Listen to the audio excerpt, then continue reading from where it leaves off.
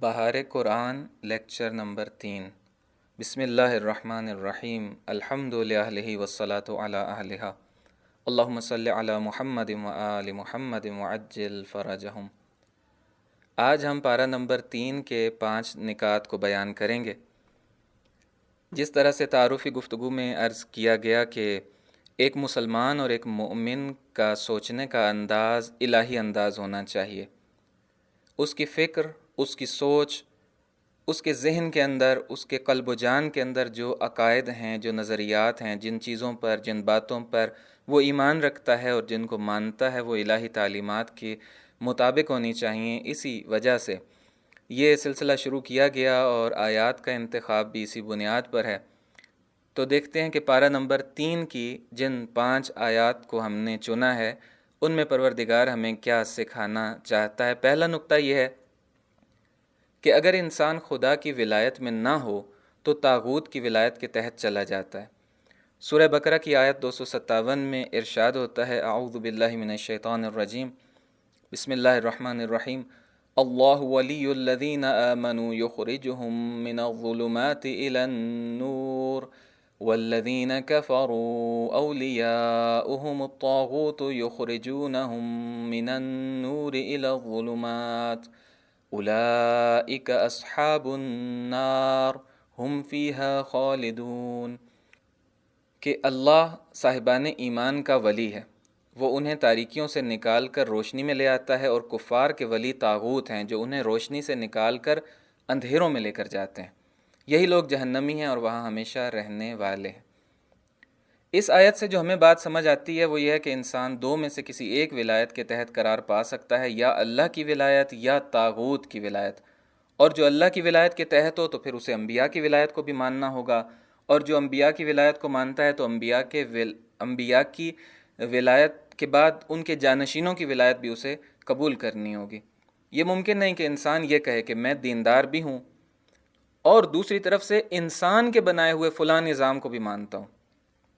اس آیت میں بتایا جا رہا ہے کہ جو اللہ کی ولایت میں آ جاتا ہے اس کے بعد پھر وہ طاغوت کے ساتھ ساز باز نہیں کرتا اور نہیں کر سکتا۔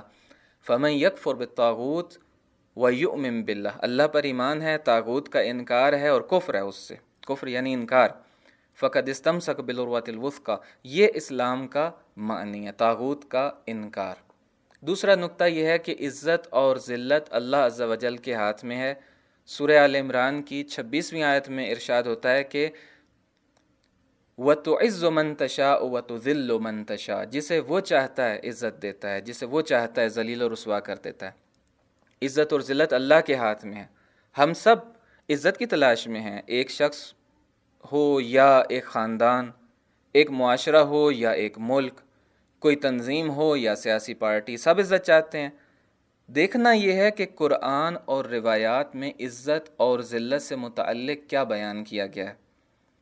پروردگار ارشاد فرماتا ہے سورہ نساء آیت 139 میں کہ الذین یتخذون الکافرین اولیاء من دون المؤمنین، جو لوگ کافروں کو اپنا ولی اور سرپرست بناتے ہیں مومنوں کی بجائے۔ ایبتغون عندہم العزہ، کیا وہ ان کے پاس عزت کی تلاش میں ان کی طرف جاتے ہیں اور جھکاؤ رکھتے ہیں؟ فإن العزۃ للہ جمیعا، عزت تو اللہ کے لیے ہے، تو کافروں کے پاس تم عزت لینے کہاں جا رہے ہو؟ مولا کائنات حضرت امیر المومنین علیہ السلام فرماتے ہیں کہ من اعتز بغیر اللہ سبحانہ ذل۔ اب ذلت کے مختلف عوامل ہیں، ایک اس کی وجہ اور ایک سبب یہ ہے کہ اللہ کے علاوہ کسی اور کے پاس اگر عزت کی تلاش کے لیے انسان جائے تو وہ ذلیل ہو جاتا ہے۔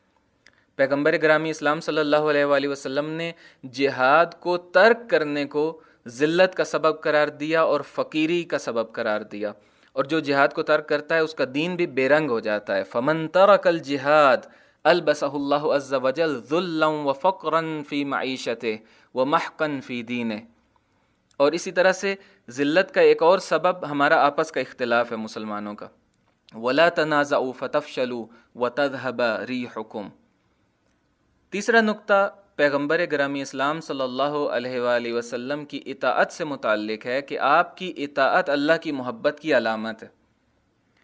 سورہ آل عمران کی 31ویں آیت میں ارشاد ہوتا ہے کہ قل ان کنتم تحبون اللہ فاتبعونی یحببکم اللہ ویغفر لکم ذنوبکم، اے پیغمبر کہہ دیجیے کہ اگر تم لوگ اللہ سے محبت کرتے ہو تو میری پیروی کرو، خدا بھی تم سے محبت کرے گا۔ ایک غلط تصور ہمارے یہاں اکثر معاشرے میں پایا جاتا ہے، سنا بھی ہے لوگوں سے، لوگ بیان بھی کرتے ہیں، وہ یہ ہے کہ دل پاک ہونا چاہیے، عمل ہو نہ ہو مسئلہ نہیں ہے، اندر سے انسان کا جو ضمیر ہے، انسان کا دل ہے، وہ پاک ہونا چاہیے، جبکہ یہ قرآنی تعلیمات نہیں ہے۔ قرآن مجید میں فرمایا گیا ہے کہ اللہ کی محبت کا اگر دعویٰ کرتے ہو تو یہ محبت تمہارے عمل میں دکھائی دینی چاہیے، خالی یہ جو تم کہتے ہو کہ دل پاک ہو گیا یہ کافی ہے، یہ کافی نہیں ہے، عمل میں محبت دکھائی دینی چاہیے۔ اللہ سے محبت ہے تو اللہ کے رسول صلی اللہ علیہ وآلہ وسلم کی پیروی کرنی ہوگی، تاکہ تم بھی اپنی اللہ سے محبت کو اپنے عمل سے ثابت کر سکو اور خداوند متعال بھی تم سے محبت کرے۔ سورہ آل عمران کی 68ویں آیت میں حضرت ابراہیم علیہ السلام کی پیروی کرنے والوں سے متعلق ہے کہ جو یہ دعویٰ کرتے تھے کہ ہم حضرت ابراہیم علیہ السلام کے قریبی ہیں، اللہ نے فرمایا کہ ابراہیم کا قریبی ہونے کا معیار میں تمہیں بتاتا ہوں، وہ یہ ہے کہ جس نے ابراہیم کی پیروی کی، اتباع کی، ان کی بات مانی، وہ کہہ سکتا ہے کہ میں قریبی ہوں، اور کوئی ان کا قریبی نہیں ہے۔ ان اول الناس بابراہیم للذین اتبعوہ۔ چوتھا نقطہ یہ ہے کہ الہی رہبر لوگوں کو اللہ کی طرف بلاتا ہے اور دنیا طلب رہبر اپنی طرف بلاتا ہے۔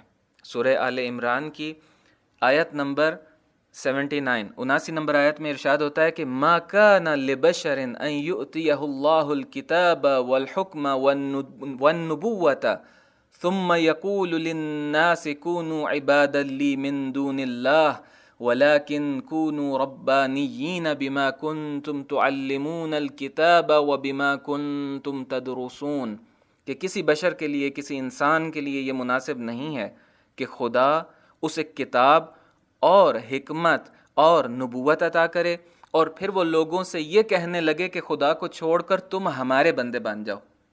نہیں، ایسا نہیں ہے، بلکہ اس کا قول یہی ہوتا ہے کہ اللہ والے بنو، کہ تم کتاب کی تعلیم بھی دیتے ہو اور اسے پڑھتے بھی رہتے ہو۔ یہ ممکن ہی نہیں ہے کہ ایک رہبر، الہی رہبر ہو اور لوگوں سے یہ کہے کہ اللہ کی عبادت کی بجائے میری پرستش کرو، میرے ارد گرد گھومو، میں ایک شمع بن جاؤں اور میرے پروانے سارے بن جائیں۔ یہ ممکن نہیں ہے کہ کوئی الہی رہبر یہ بات کہے، بلکہ وہ لوگوں کو اللہ کی طرف بلاتا ہے۔ یہی صفات دینی اداروں میں، دینی شخصیات میں دکھائی دینی چاہیے۔ لوگوں کو اللہ کی جانب بلائیں، اپنا اسیر بنا کے نہ رکھیں۔ اچھا، پتہ کیسے چلے گا کہ اپنی طرف کوئی بلا رہا ہے یا اللہ کی طرف بلا رہا ہے، اللہ کا پیغام دے رہا ہے، اللہ کی بات کر رہا ہے؟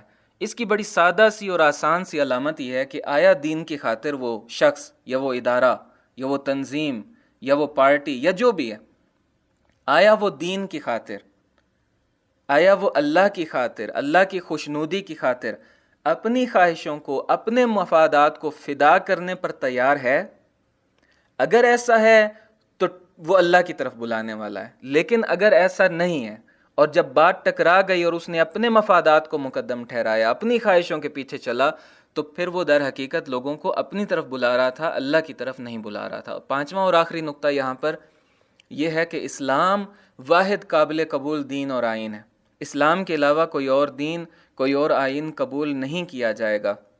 ارشاد رب العزت ہوتا ہے سورہ آل عمران کی 85 نمبر آیت میں، وَمَن يَبْتَغِ غَيْرَ الْإِسْلَامِ دِينًا فَلَن يُقْبَلَ مِنْهُ وَهُوَ فِي الْآخِرَةِ مِنَ الْخَاسِرِينَ، اور جو اسلام کے علاوہ کوئی بھی دین تلاش کرے گا تو وہ دین اس سے قبول نہ کیا جائے گا اور وہ قیامت کے دن خسارہ والوں میں ہوگا۔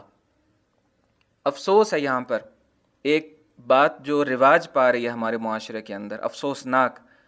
آج کچھ لوگ یہ بات کرتے ہیں کہ گویا پیغمبران الہی کی جو تعلیمات ہیں ان کو اختیار کرنے میں ہمیں اختیار ہے کہ جس کو چاہیں اس کو مان لیں، جس کی چاہیں اس کی پیروی کر لیں، انسان جس دین کو اپنانا چاہے اپنا لے، مسلمان ہونا چاہے تو مسلمان ہو جائے، اسے اختیار ہے، اگر یہودیت کو اپنانا چاہتا ہے تو اسی کو اپنا لے، اگر مسیحیت کی طرف میلان رکھتا ہے تو مسیحی اور عیسائی بن جائے، جب کہ اسلام کے آ جانے کے بعد اس کی کوئی گنجائش نہیں ہے۔ یہ غلط تصور ہے۔ واحد اور تنہا قابل قبول دین اللہ کے نزدیک دین اسلام ہے۔ البتہ اسلام کا جو معنی خداوند متعال کے سامنے جھک جانے کا ہے اور تسلیم ہو جانے کا ہے، ہر زمانے میں اس کا تقاضا یہ رہا ہے کہ اگر حضرت موسیٰ علی نبینا و علیہ وآلہ السلام کے زمانے کے لوگ تھے تو وہ پہلے والے انبیاء پر بھی ایمان لائیں اور حضرت موسیٰ علیہ السلام کی تعلیمات کو مانیں۔ حضرت عیسیٰ علیہ السلام کے زمانے والے لوگوں کے لیے ضروری ہے کہ وہ پہلے والے انبیاء کو بھی مانیں، ایمان لائیں اور حضرت عیسیٰ علیہ السلام کی تعلیمات پر عمل کریں، اور آخری رسول صلی اللہ علیہ وآلہ وسلم کے آ جانے کے بعد لوگ ان پر بھی ایمان لائیں اور ان سے پہلے والے انبیاء پر بھی، اور آئین جو اپنائیں اور جن تعلیمات کو اپنی زندگی میں اپنائیں وہ حضرت محمد مصطفیٰ صلی اللہ علیہ وآلہ وسلم کی بتائی ہوئی تعلیمات ہیں، وہ قرآن کی تعلیمات ہیں۔ اس کے علاوہ آج کوئی اور دین و آئین قابل قبول نہیں ہے۔ عام زندگی میں ایک بڑی واضح بات ہے کہ جب بھی ہم کسی کو مانتے ہیں، جب بھی ہمارا کوئی بڑا ہوتا ہے، کسی بھی ادارے میں آپ چلے جائیں، کوئی لیڈر ہے یا کوئی بھی فورسز کے بڑے سربراہان ہیں، وہ جب دستور دیتے ہیں تو جو سب سے آخری دستور ہوتا ہے، اگر پرانے والے دساتیر سے وہ مختلف ہو تو آخری ترین دستور قابل عمل ہوتا ہے، اس کو ماننا ہوتا ہے، اس پر عمل کرنا ہوتا ہے۔ یہ نہیں کہا جا سکتا کہ آپ کو تو مانتے ہیں لیکن آپ کی اس آخری بات کو نہیں مانتے۔ بس اگر لوگ خدا کو مانتے ہیں تو وہ ایسا نہیں کر سکتے کہ تمام انبیاء پر مطلب جس کو چاہیں اس کی بات کو ماننا شروع کر دیں، نہیں، ایمان سب پر لائیں گے، بات حضرت محمد مصطفیٰ صلی اللہ علیہ وآلہ وسلم کی بتائی ہوئی ہے جو ہے اس کے مطابق عمل کریں گے۔ پروردگار ہمیں قرآن مجید کی تعلیمات کو سمجھنے اور اپنی زندگیوں کو ہمیں ان کے مطابق ڈھالنے کی توفیق عطا فرمائے۔ والسلام علیکم ورحمۃ اللہ وبرکاتہ۔